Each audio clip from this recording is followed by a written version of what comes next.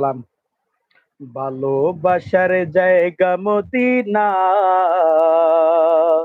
ভালো লাগার জায়গা মদিনা, ভালোবাসার জায়গা মদিনা, ভালো লাগার জায়গা মদিনা।